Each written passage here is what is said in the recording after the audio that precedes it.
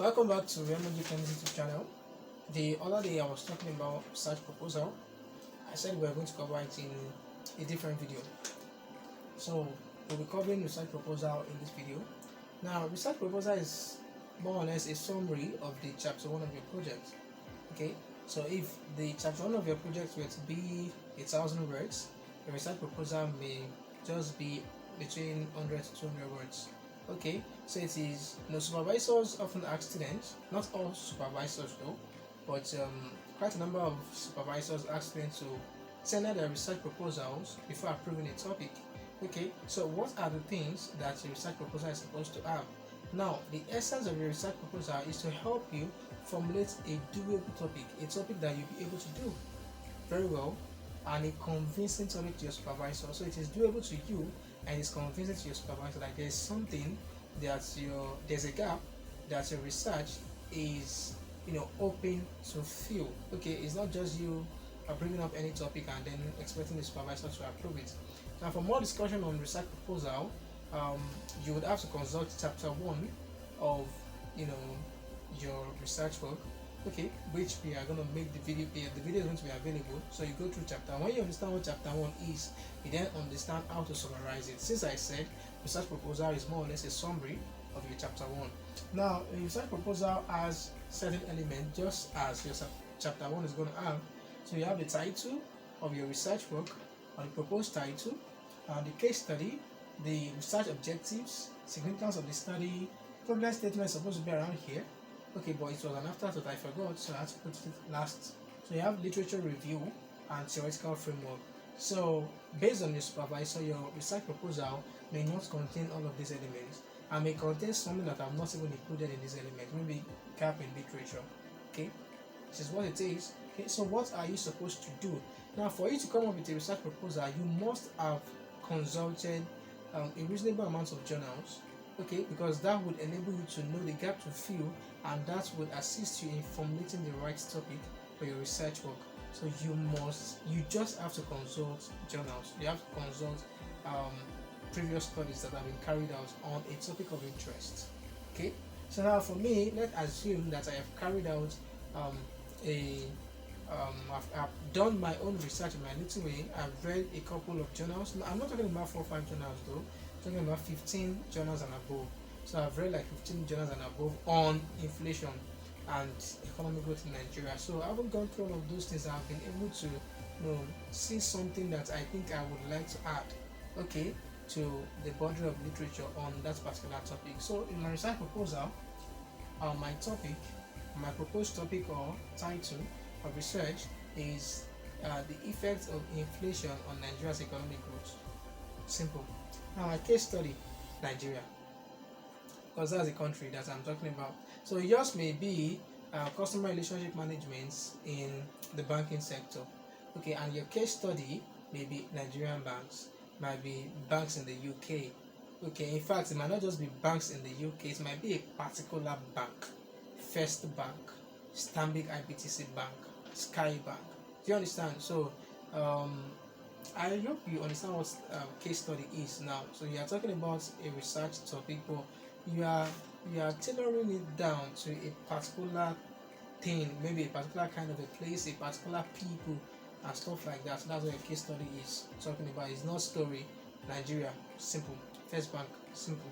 Something like that. Now, your research objective. So what is your objective, or what is my objective of carrying out this research? What am I hoping to see? Okay, what am I hoping to figure out? So for me, it might be to ascertain to what extent inflation affects Nigeria's economy. That's my objective, just one. I want to ascertain. I want to carry out this research to ascertain to what extent the Nigerian economy is affected by inflation. Simple. Then I have problem statement. Now, problem statement is not a sentence. Okay, problem statement is something like an article or a mini article, something like that. Like, it's not just one word. So it's talking about what has been happening. Why is your topic a problem? Okay, what you are trying to. Okay, I'm writing inflation on economic growth in Nigeria, right? So why is inflation a problem? Okay, so that means I must be able to write some bad things okay, that inflation must have caused based on the studies that I've gone through, okay, based on the literature review that I have done, okay, that is based on, I'm just saying the same thing, based on the papers, the journals, the research publication that I have read, okay, and based on maybe things happening in my country or things happening in that country or things happening, in with respect to my case study. Okay, so now I may begin to talk about the how people lose their purchasing power, um, during periods of inflation, how people are unable to pay the school fees of their children studying abroad during this period of inflation, because it weakens the domestic currency, it weakens its purchasing power, and then makes paying of school fees abroad more expensive than it was initially, which is already expensive. Understand, and some other things. So I would, yeah, I would have to write that problem statement in a way that anybody who reads it will know there is a problem that has to be solved. Okay, so that's my problem statement.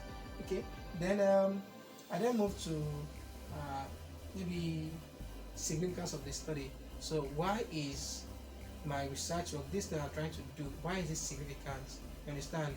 Why does it help anybody? Okay, so this study is significant in that I think I wrote something now to make people understand, the dangers of inflation, especially in contemporary times. Okay, to make Nigerians, this study is significant in that it would make Nigerians, understand the effects. Okay, to make Nigerians understand the wide range of effects that inflation has on their economy, and it would, in addition, it would assist the government in effectively tackling inflation as and when due. So that is why I think this stuff is significant. What I'm doing, if it's not helping anybody, there's no point. Okay, you might have a serious research that you want to do that might have a serious problem statement, but if it's affecting only you, it will not really make sense. It will not really, have any appeal to anybody. Okay, so from that, then I have my literature review. So literature review is more or less like what has been done in line of my what have been done regarding my proposed topic. Okay, so what has this person said, what has that person said, what have you seen from this study, what have you seen from that study, what have been their findings, how did they go about it, what methods of analysis did they use, how did they get their data, stuff like that. So literature review is divided into several things. You have conceptual review, theoretical review, methodological review, and empirical review. But because this is a proposal, do you understand? So it's more or less a brief of it. So your literature review is one of the most voluminous aspects of your project. If you have literature review and you have background to the study, those two, I'm not really sure which one is the more voluminous. Okay, between them. Do you understand? Because that is where you're going to write the most bulky things. And once you are done with background to the study and you are done with literature review, in fact, you are reasonably done with your project. Okay, so that's what literature review is all about. It's all about consulting journals, consulting academic publications. Okay, consulting. It might be even consulting newspapers. Okay, just things that are accepted. Okay, in academic writing, but it's more of journals. So consult journals, what people have said, what they've found out concerning the impact of inflation on Nigeria's economic growth. So just write briefly on it. Then you have theoretical framework. That is, what theory do you propose to use in your research work? Okay, so it might be you have to just look for theories that links growth with inflation. Now, because what you are doing here is the impact of inflation on Nigeria's economic growth. Growth is the dependent variable, so you need to look for growth theories, not inflation theories. So you look for theories of the dependent variable. So you might have theories that really link the independent variable with dependent variables. So lucky you, I might have theories that you would have to tweak in order to include the independent variable, which is inflation in my case, that you want to use in your project or in your research work. Okay, so that is also in your literature review. Remember that I said your literature review is divided into conceptual review, theoretical review, methodological review, and empirical review. So under a theoretical review, which is you looking at the theories that previous studies have used So one of those theories is what you are going to use, and in fact you might propose a new theory. It's okay, just justify it. Okay, justify it. So I think I'm done with everything. So after this we then move into chapter 1. So when you see what chapter 1 really is, how it's how it is, what are the things that you have in chapter 1, then you would likely understand better what your research proposal is all about. Alright, so that's that about that.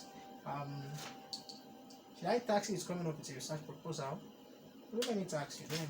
At least let me make you understand chapter 1 first, then you might come up with your research proposal. So thank you very much. See you in the next class.